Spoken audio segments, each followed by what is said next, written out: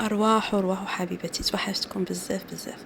جيت وجبت لكم وصفة جد ممتازة، صابونية مناسبة لفصل الصيف، لحروق الشمس والتصبغات وحب الشباب وأي مشكل من مشاكل الموجودة على البشرة. مكونات هذه الصابونية جد سهلة وبسيطة. عندنا مكونين جدد علينا، كما تعرفوا أنا نضاري نحط لكم الصابونيات، واليوم عندنا جوج صابونيات جداد اللي هما هذا مكونين جد فعالين في التبييض، في التفتيح، إعطاء نضارة جد ممتاز.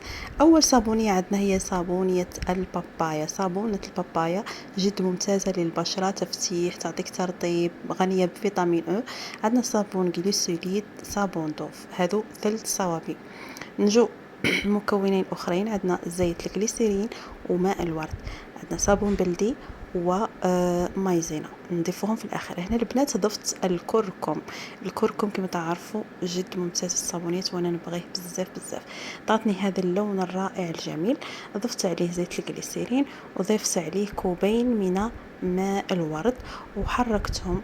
درت صابون البلدي طبعا وحركتهم وضعتهم على النار مدة، يعني نقصت النار تماما، يعني خليتها نار تكون ضعيفة وخليتها حتى تجانس الخليط كامل مع بعضه وذاب الصابون كامل.